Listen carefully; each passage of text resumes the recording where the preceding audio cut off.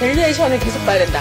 밸류에이션은 왜냐하면 시대 상황은 항상 바뀔 수 있어요. 그러니까 올해는 이게 좋고 내년은 또 이게 좋고, 물론 이제 큰 흐름에 있어서 어떤 업종이 계속 성장을 하고 있다거나 이런 건 계속 나오지만, 실질적으로 그게 반드시 그 산업이 좋다고 해서 주가가 올라가거나 나한테 수익을 주는 건 아니거든요.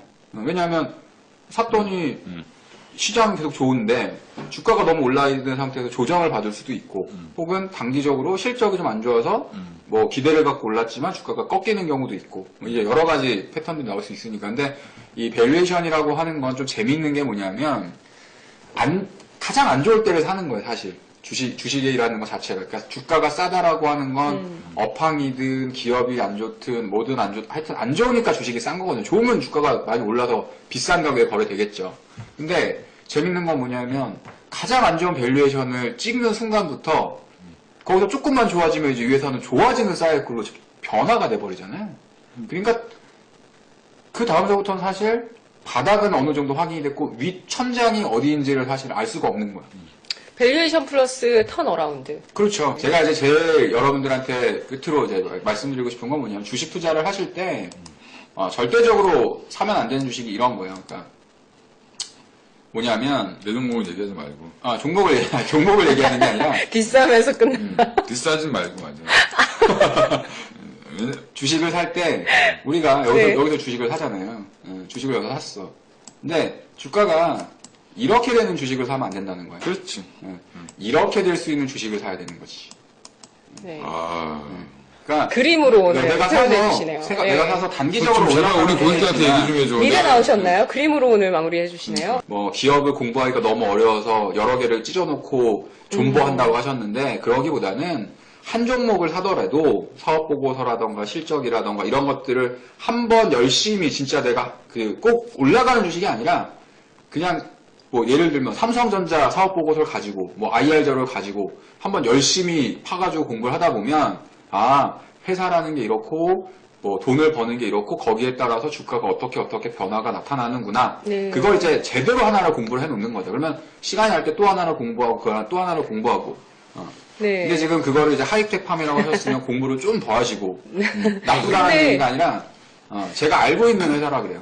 주식이라는 게 항상 내 마음대로 되지 않아요. 그러니까 보면 올라갈 것 같은데 거기서부터 빠지고 또 조정을 주고 또 시간을 길게 기다리게 하고, 기업은 금방 바뀌지 않습니다. 근데 주가는 굉장히 뭐 하루에도 뭐 20% 올라가고 30% 올라가는데, 기업이 하루 만에 바뀌는 기업은 없거든요. 근데 그건 뭐 투자자들의 기대지, 결국에는 어떻게 보면. 그러니까 진짜로 갑자기 20, 30%씩 올라가는 종목들은 그냥 팔아야 돼요, 정확히 얘기하면. 왜냐하면 기업이 하루 이틀 만에 그렇게 좋아지기가 어렵죠. 못해도 분기가 지나고 1년이 지나고 반기가 지나고 1년이 지나야 그것이 어떻게 바뀌는지 그 큰 사이클이 보이는데, 주식이라는 게 항상 어려운 이유가 뭐냐면, 먼저 선반영을 하기 때문에 어려운 거고, 그다음에 먼저 또 떨어지기 때문에 또 어려운 거예요. 근데 그런 것들에 대해서 항상 이겨나가려면 좀 기본적인 분석에 좀 충실해야 되지 않겠나. 돈을 더 벌 수 있는 회사를 삽시다. 돈이 그냥 똑같이 버는 회사 말고 돈을 앞으로 더 벌 수 있는 회사를 삽시다. 이게 주식의 가장 투자의 핵심이다. 근데 그것도 되게 희열을 느껴요. 그런 거 발견하는 게 얼마나. 그러니까 네. 근데 그게 희열을 느끼는 작업이겠어요. 심지어 그 재무제표나 뭐 가이던스만 봐도 이 회사가 굉장히 개뻥을 치지 않는 이상 2배 이상 수익이 좋아지는 회사도 있어요. 근데도 주가가 네. 안 움직여. 그런 거는 사놔야죠. 왜? 걔네가 아무리 구라를 쳤어도 뭐 일부분은 더 좋아질 거야, 작년보다. 그러면 주가가 바닥에서 도는 모양이면 네. 사서 모아야죠, 정확히 얘기하면. 근데 그런 요게 거에 꿀팁일 수도 있겠네요. 그런 거에 대한 핵심, 그러니까 정확히 네. 얘기하면 재무제표 한번, 뭐 뭐 가이던스 한번 안 보고, 작년도 실적, 올해 실적 한번 안 보고, 주식을 사는 그런 우려는, 그런 멍청한 짓은 하지 말자라는 거죠. 그러니까 물론 실적을 보지 않고 사야 되는 주식도 있어요. 뭐 일부 바이오 종목이나 이런 것도 있지. 근데 그런 거는 그러면 그 안에 있는 디테일한 내용을 다 알아야 돼요.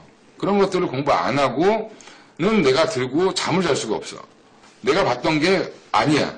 틀렸어. 내가 본 게 잘못 봤어. 아니면 그 회사가 그걸 못해. 네. 그럼 바로 손절해야죠. 그러니까 내가 본 뷰가 틀려질 때는 손절하는 게 맞는 거고, 내가 본 뷰가 틀리지 않다라고 하면 오히려 더 사거나 뭐 아니면 갖고 기다리면 되는 거지. 그래서 결국에는 시간과의 싸움을 해야 되는 게 주식인데 개인들은 네. 항상 시간이 없어. 제가 알기로는 기다릴 시간도 없고 공부할 시간도 더 없습니다. 재밌는 건 펀드 매니저나 개인 투자자분들. 이런 네. 기관에 운영하는 애들이 더 시간이 없어요. 정확히 얘기하면. 걔네들은 3개월, 6개월 단위로 잘려.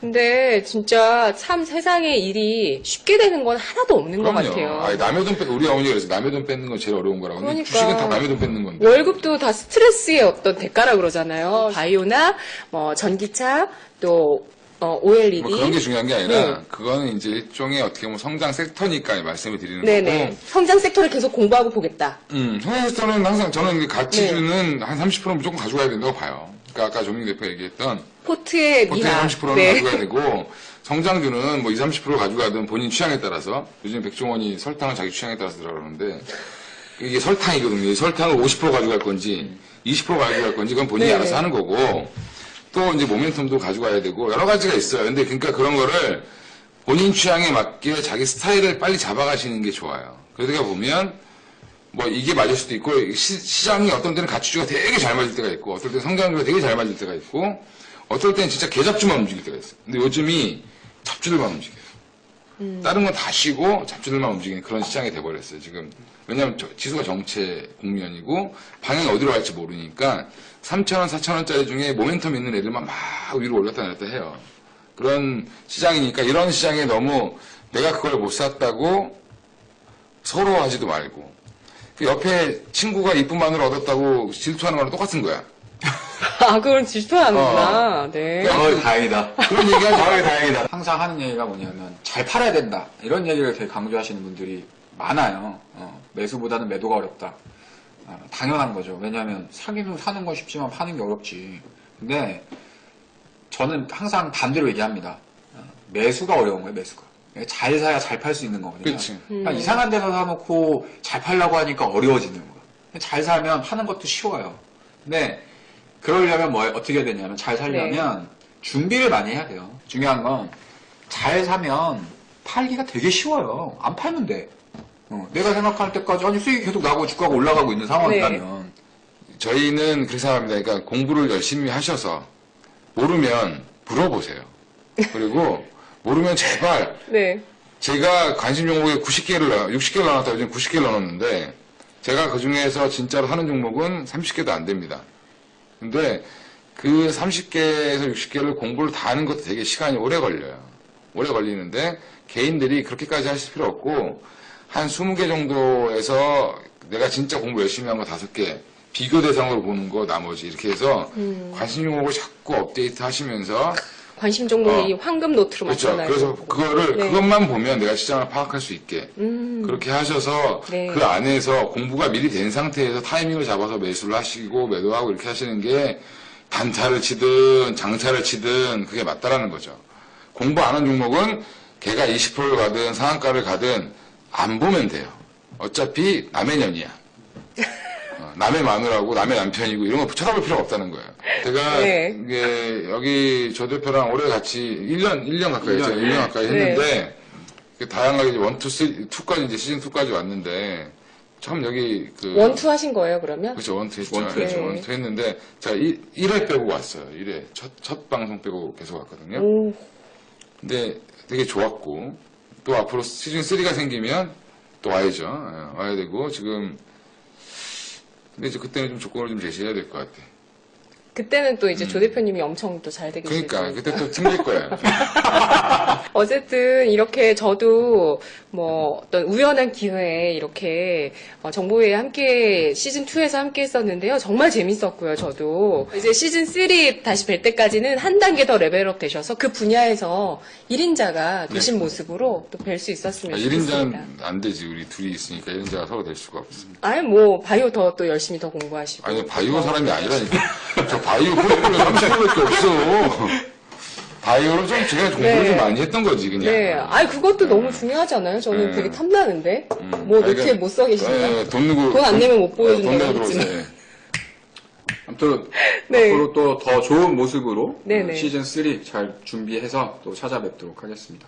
네, 여러분 반갑습니다. 정보의 시즌 2는 여기까지예요, 아, 여러분. 안타깝네. 안녕. 오지스톡 고고싱. 네. 방송이라고 내가 고고싱. 이렇게 건밀한 TV 고고싱. 네, 오세요, 오세요. 우리 회사 오면은 클로즈업 받으니까 오지 마세요. 커피 준다며. 커피는 이쁜 여가씨가 주지. 근데 내가 말을 네. 함부로 해가지고. 종잡을 수 아니, 없는. 한 10억 갖고 오면 나가나요, 하지. 뭐야.